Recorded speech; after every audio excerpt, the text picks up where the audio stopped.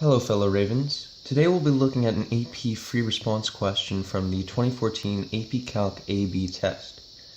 Our particular problem is number 4, which looks at a variety of different concepts from early to late AP Calc.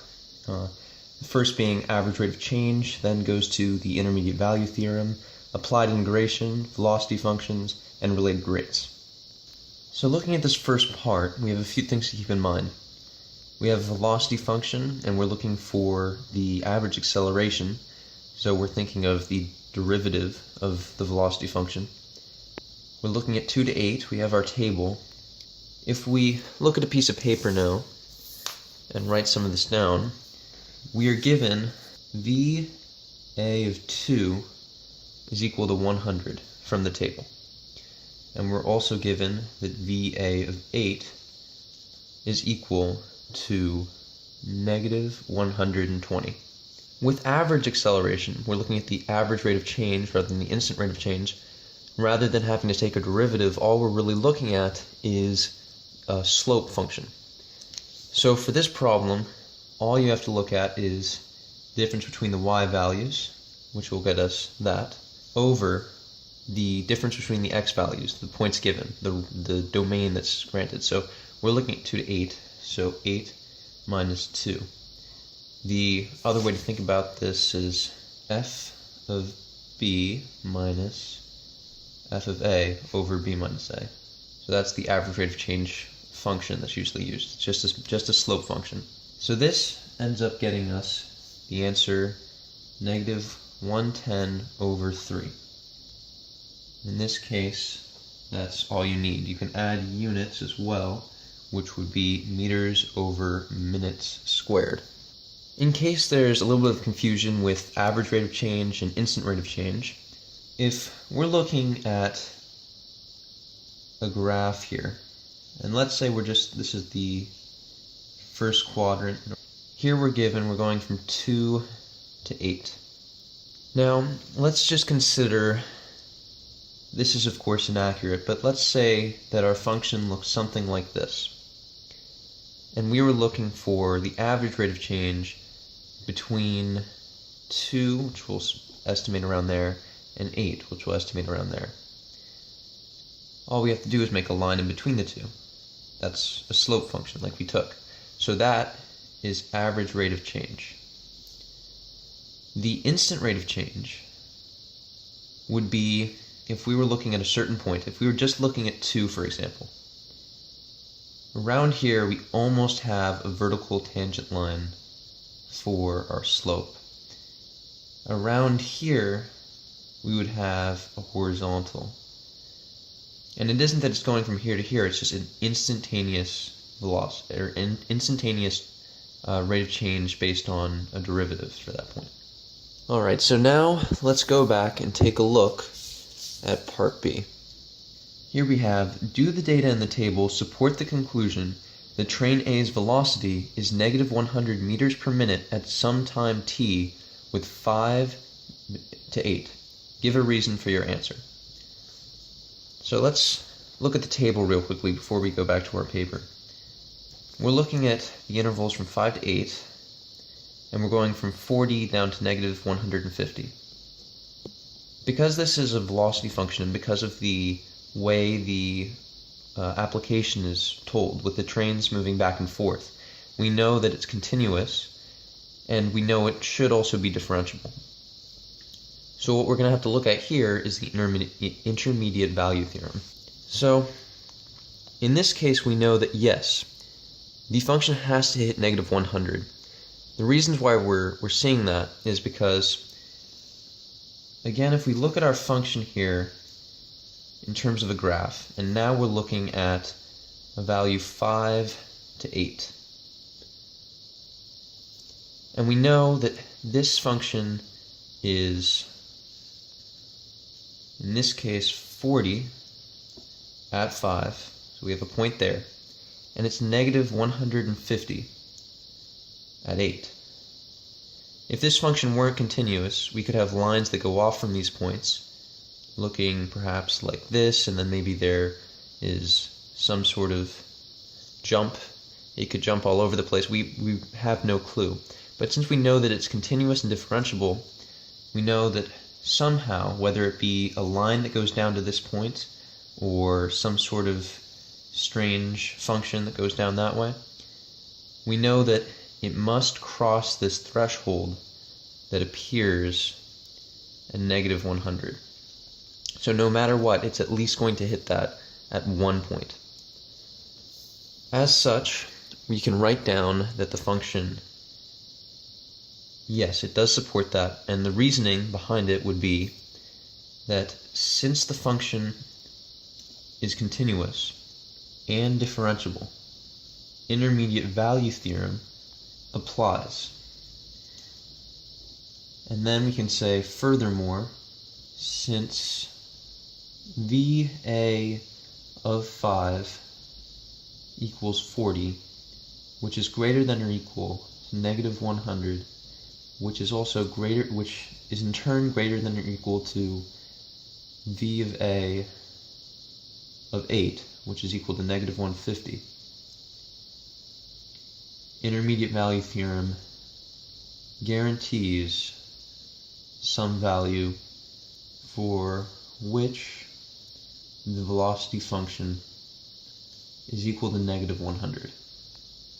So now, going back for the third part, part C. At time t equals 2, train A's position is 300 meters east of the origin station, and the train is moving to the east. Write an expression involving an integral that gives the position of train A in meters from the origin station at time equals t equals 12. Use a trapezoidal sum with 3 subintervals indicated by the table to approximate the position of the train at time t equals 12.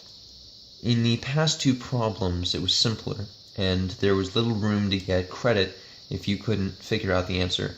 In this case, there's going to be more room for that.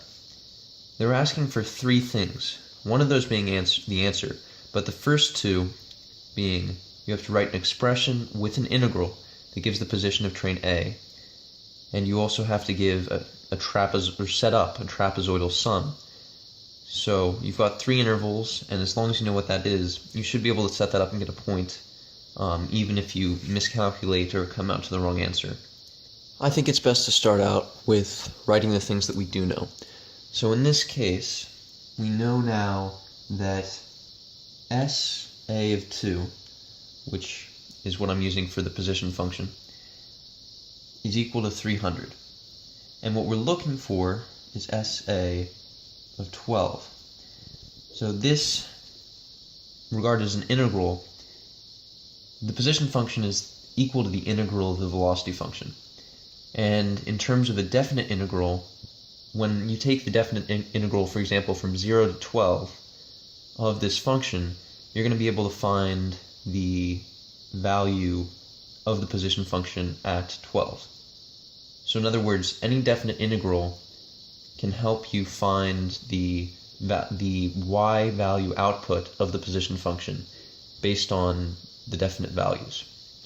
But we can divide up this integral. In this case, we already know from 0 to 2, because we have that 2 value. So we can say that this SA of 12 is equal to SA of 2 plus, and now we have the integral, which is going to be now from 12 to 2, since we've taken out that 0 part, and this is going to be a VA of t dt. And right here, by setting this up, you've already established 1 point for this problem. But to go a little bit further, we can input what we know, which is that SA of 2 is equal to 300. From this point, we can now switch and say that the integral from 2 to 12 of V sub A of t dt is roughly equal to this trapezoidal sum that we're going to take. In this case, we can take a quick look back at our table. And what we're doing is from 2 to 12, so we've already got 3 intervals set up for us. From 2 to 5, 5 to 8, and 8 to 12. For trapezoids, the area is base 1 plus base 2, in parentheses, multiplied by 1/2, and then multiplied again by the height. So the height is going to be whatever the distance between these x values, these t values, is. So all we have to do now is look. We've got 3 for the first one, because 2 to 5, multiplied by 1/2, and then multiplied by 100 plus 4. Those are the y values. We can add this to our next sum, which is, once again, 3 times 1/2, and this will be 40 minus 120. And the last is going to have a height of 4 times 1/2, and then multiplied by negative 120 minus 150. What this comes out to be is negative 450. We can then estimate S sub A of 12 to be roughly 300 minus 450.